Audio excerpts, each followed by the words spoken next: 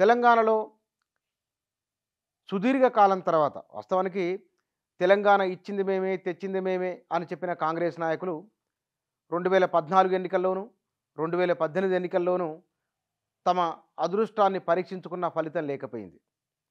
2023 assembly ఎన్నికల్లో Congress party అధికారంలోకి వచ్చింది. తన సర్వశక్తులు ఒడ్డి పోరాడింది Congress party. Sonia Gandhi, Rahul Gandhi, Priyanka Gandhi, Mallikarjun Kharge, D K Shivakumar, Thakur, K C Venugopal ఇట్లా ఒకరేమిటి, అధిష్టానమంతా హైదరాబాద్లోనే ఉన్నది. కాంగ్రెస్ పార్టీ పెద్దలంతా ఇక్కడనే తిష్ట వేసి కాంగ్రెస్ పార్టీ గెలుపుకు వ్యూహరచన చేసిండ్రు. దీనికి కృతజ్ఞతగా ఇక్కడున్న తెలంగాణ కాంగ్రెస్ పార్టీ రాజకీయ వ్యవహారాల కమిటీ సమావేశంలోనూ వారు ఒక నిర్ణయం తీసుకున్నారు. లోక్సభ నుంచి ఇక్కడ నుంచి సోనియా గాంధీని పోటీ చేయించాలని. అది వీలు కానప్పుడు రాజ్యసభ నుంచి ఆమెను ఎంపిక చేస్తామని కూడా వారు అన్నారు. ఇవాళ మీడియాలో వచ్చిన ప్రధానమైన వార్త, తెలంగాణ కోటా నుంచి రాజ్యసభకు సోనియా గాంధీని ఎంపిక చేస్తున్నట్టుగా వచ్చింది. మొత్తము తెలంగాణ రాష్ట్రానికి రావాల్సిన వాటిల్లో 2 స్థానాలు కాంగ్రెస్ పార్టీకి, 1 స్థానం బీఆర్ఎస్కు రాజ్యసభ స్థానం రాబోతున్నదని, ఆ 2 స్థానాల్లో 1 స్థానం సోనియా గాంధీకి ఎంపిక చేయబోతున్నారని, మరో స్థానానికి వంశీ చంద్రెడ్డి కానీ లేకపోతే కనుక ప్రొఫెసర్ కోదండరాం కానీ ఎవరినో ఒకరిని ఎంపిక చేస్తారనే ఒక కథనాలు కూడా వస్తూ ఉన్నాయి. ఇక అందశ్రీని ఎమ్మెల్సీ చేస్తారనే ఒక వార్త కూడా ప్రచారంలో ఉన్నది. తాము అధికారంలోకి రావడానికి ప్రత్యక్షంగా పరోక్షంగా సహకరించిన వారికి పార్టీ పరంగా పదవులు, అదేవిధంగా చట్టసభల్లోనికి పంపే విధంగా కూడా కాంగ్రెస్ పార్టీ ప్రయత్నం చేస్తున్నది.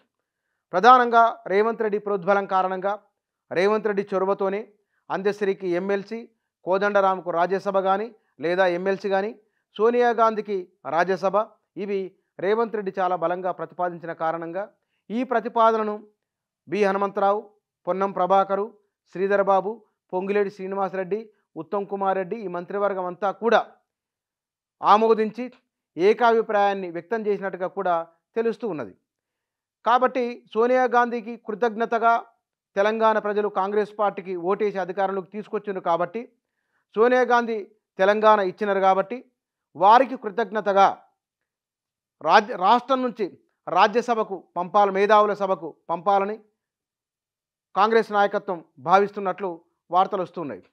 అయితే ఈ రాజ్యసభకున్న 2 స్థానాలు ఒకవేళ అనుకుంటే, రెండిట్లలో ఓడిపోయిన ఎమ్మెల్యేలు, కాంగ్రెస్ పార్టీ కోసం సీరియస్గా పనిచేసిన వారు రాజ్యసభ ఇవ్వకపోయినా కనీసం మాకు మండలిలో స్థానం ఇవ్వాలని కోరుతున్నట్లు వార్తలు వస్తున్నాయి. అందులో మాజీ మంత్రులు ఉన్నారు, మాజీ ఎంపీలు ఉన్నారు, మొన్న అసెంబ్లీ ఎన్నికల్లో ఓటమి పాలైన ముఖ్య నేతలు ఉన్నారు. ఇందులో పార్టీ పదవులకు ఎట్లా, మండలికి, రాజ్యసభకు ఎవరును ఏమిటి అనేది కూడా ఒక చర్చ కాంగ్రెస్ పార్టీలో జరుగుతున్నది. అతి సమీప రోజుల్లోనే రాజ్యసభ విషయంలోనూ మండలి విషయంలోనూ ఎవరుంటారనే ఒక చర్చ అంశానికి పులిస్టాపడే అవకాశం ఉన్నది.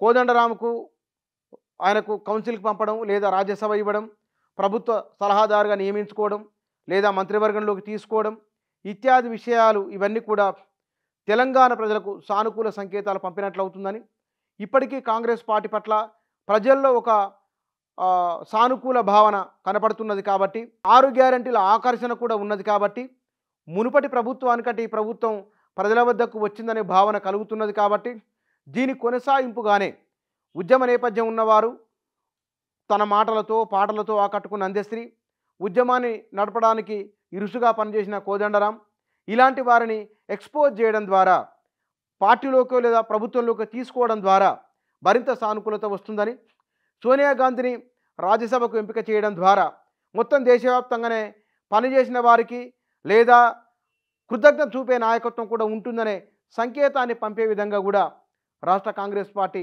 ఆలోచన చేస్తున్నట్లు తెలుస్తున్నది. మరి దీనిపైన సమగ్రమైన సమాచారం ఇంకా రావాల్సి ఉన్నది. ఈ దిశగా మాత్రం రాష్ట్ర కాంగ్రెస్ నాయకత్వం ఆలోచన చేస్తున్నట్లు మీడియా కథనాలు వ్యక్తం చేస్తున్నాయి. మీడియాలో విస్తృతమైన కథనాలు వస్తూ ఉన్నాయి.